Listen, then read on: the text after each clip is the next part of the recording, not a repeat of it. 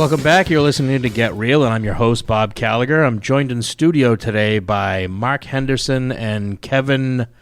Can you help me with the last name? Mahar. Kevin Mahar, old-fashioned Gaelic. Yes, of the 016. Welcome to the show, gentlemen. Thank you so much. Thank you very much. We're also joined today by our own business development manager, Erin Thomason, who's new to the company and new to the show. Welcome to the show, Erin. Thank you. So we asked you guys in today to talk about your new venture, the 016. What made you decide to, well, before we get to that, why don't you tell us a little bit about what the 016 is? So the 016 is a social media platform that highlights, it's geographically based, so we run out of Worcester and the surrounding communities, right. And it's a social media site that highlights news and information. It's curated news and information as well as the regular social media functionality of interpersonal connections and photo sharing and that sort of stuff. Excellent. So what made you decide to start the 016? Well, I've been in media, in journalism actually, for about 25 years, and last 5 as a digital director at the Worcester Daily under New York Times ownership, and you could kind of see where social media was going, that it was A, going to be big, and B, that over time, that readers and businesses really weren't going to be, the communities weren't going to be very well served. Right. So we've thought about this going back to 2012, really, to try and come up with how do we get it right so that the readers and the community and the businesses all are served on a social media platform. And the focus is more local as opposed to the national reach of the bigger platform. Absolutely, right? we're basically a hyper local, even though we're kind of a regional play. We're hyper local in the sense that 80 to 90% of all the content that we share is geographically centered or in and around Worcester. Right.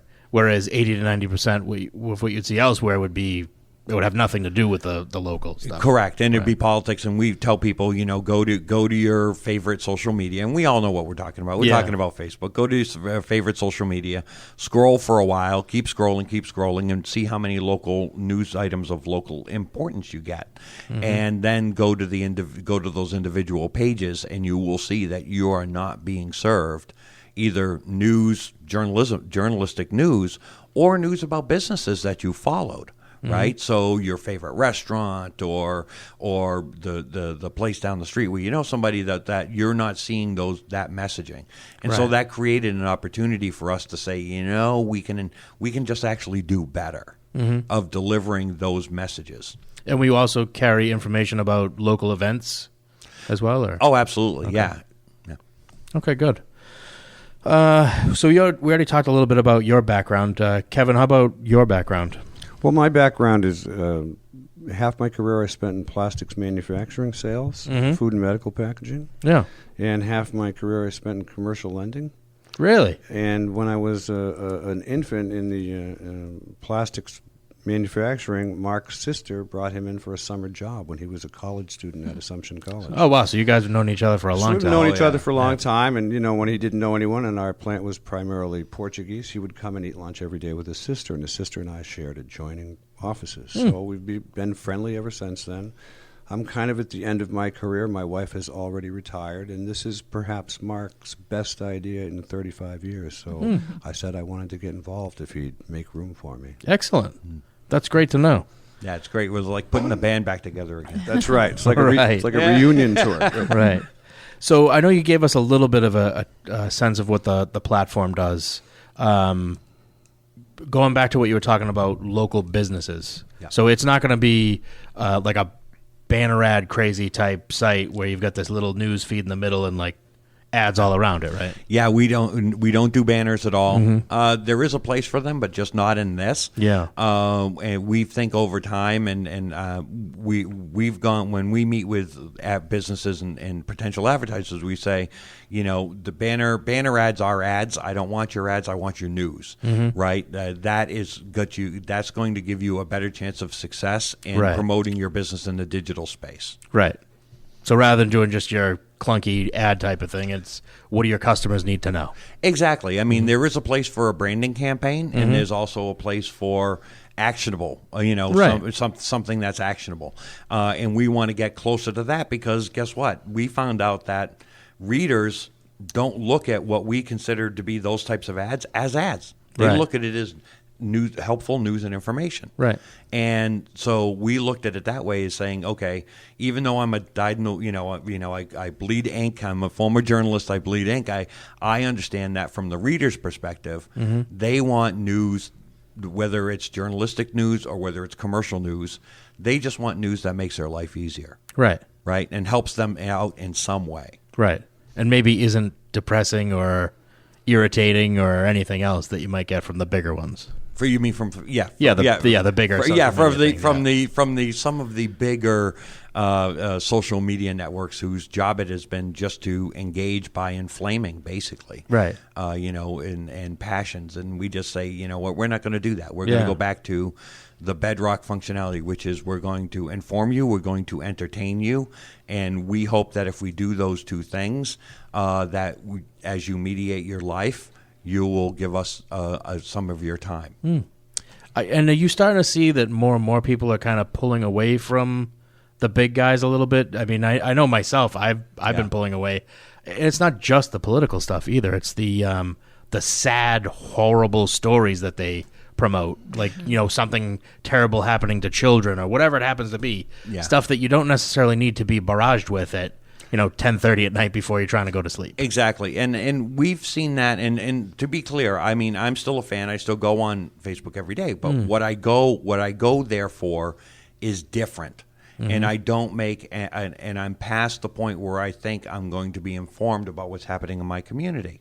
I'm past that point. And I think a lot of people are getting that. If you want to connect with your friends and family and share pictures and relive old times, great. And that's what I do. Yeah. But I don't go, with 60% of people adults saying that they were getting their news from Facebook. If that's how they were getting it, they're finding on our site they can get more local news and information. Right. Which is what I want. It must be what a lot of other people want too. Exactly. So what are your plans for the platform as you continue to grow? Well, we're still young. I hate to say, because we've been thinking about this and doing it so long. We'd hate to say we're still out there and we're still young, but our goal is to just get to the point where we've learned what we needed to learn. We started with an idea. We're following the data. We're improving. We're growing. We're now getting word of mouth out there, which is great. It was to prove it in Worcester and then to see where else we could do this. So we're thinking about trying to consider, maybe a 4 to 8 city test in New England, where we could go into multiple population centers and kind of recreate this model elsewhere, and then see where it goes from there. Excellent. And Aaron, you had some questions about how this would tie into local business as well. Right. So I guess just to clarify, where are you pulling your content from? We get it from everywhere. So there will be. We had an idea over time of who is making news, right? And a newsmaker could be City Hall, can be a newsmaker. So we have a list of, there's hundreds of sources that we're pulling from. Okay. And we can pull them from websites and from social media feeds and from basically anywhere. Okay. All right. Can you talk about the percentage of views that you get on the larger sites versus what you guys offer? Yeah, so what we found out, and this has been declining for a while, is it's called organic reach, right? So the social media sites came up and say, remember all those, follow us on Facebook or follow us on this, right? And they said, come and build your audience. And then when you went to serve that audience over time, you're seeing that you're not able to reach all those people that you've convened, right? And so that's called what we call throttling. And so one of the things is that a lot of people now, whether it's businesses or media companies, are seeing an organic reach as low as 2% nowadays. Wow. Down from 14% a number of years ago, or 25% a number of years ago. Yeah. And so that also created the opportunity for us to come in and say, we're going to go against that. And we're going to say, if a business has convened an audience on our platform, they can serve that audience on our platform. If you have 1,000 people and 1,000 followers log in, 1,000 people will see your message. And that's been kind of our bedrock as far as how we serve local businesses. Everybody that you get, you keep. You catch, Right. It's like fishing. If you catch them, you keep them. Right. And on the other hand, if your readers are interested in seeing, these news pieces from their local businesses, they can trust that they're going to see it versus on the larger platforms where maybe they're not going to see it unless that person or business pays for it. Unless they pay for it, because that's Right. their model, right? So Right. the social media model is to boost posts, and whether you're, again, a media company or a business, they want you to boost. And this is Right. why, as organic reach has gone down, their profits have gone up. Right. So right. this is their model, right? And so what we just said is, no, we're just going to reset this, and we're just going to say, we're going to be cost effective for them on a per thousand basis, on a per user basis, and at the end of the day, as you grow your audience, as you spend the time to build your audience on our platform, understand that you can keep that audience. Okay. Can you share about how a sponsor can customize their presence and their contribution?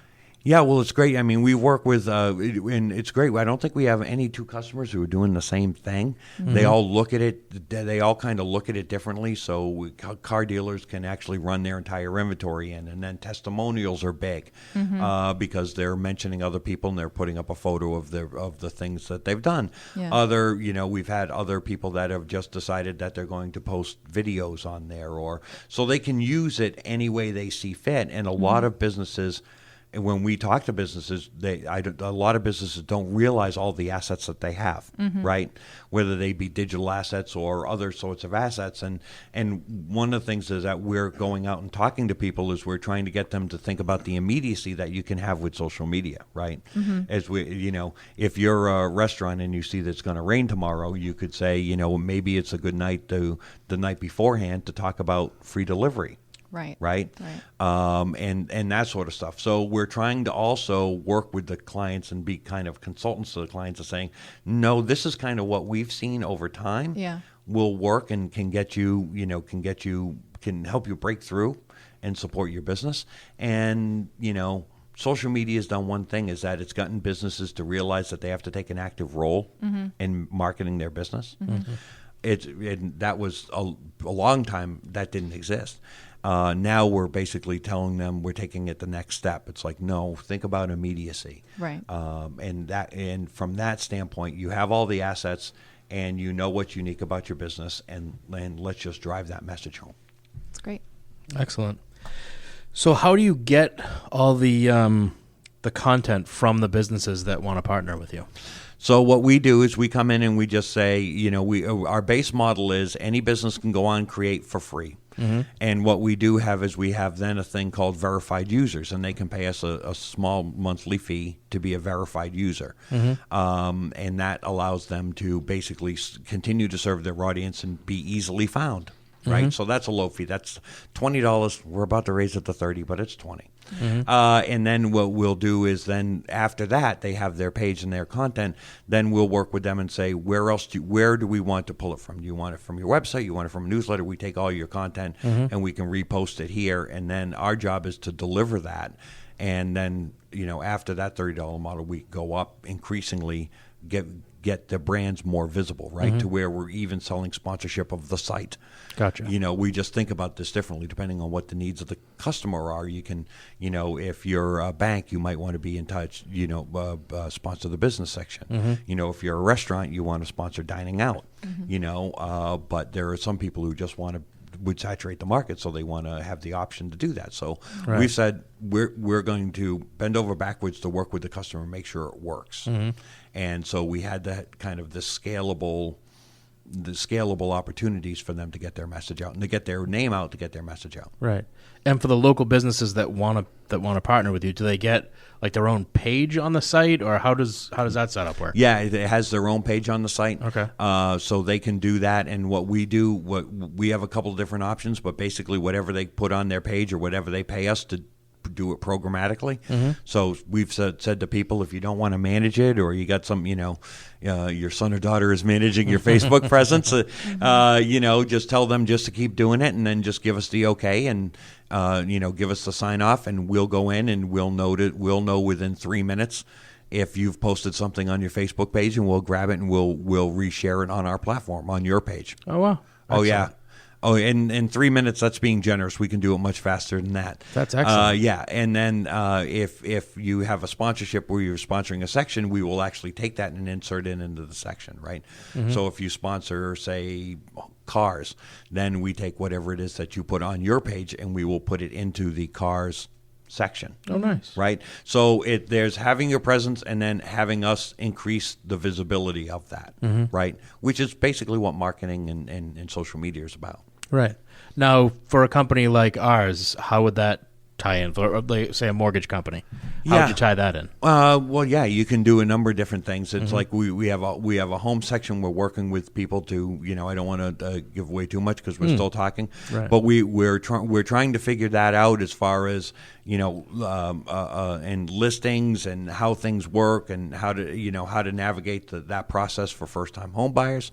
So we're actually, that's one of the great things about the platform. We can actually work with the customer and say, okay, we don't know everything. We're good, but we don't know everything. Right. And let's take a look at the stuff that you're creating. Let's figure out how to get an audience to it.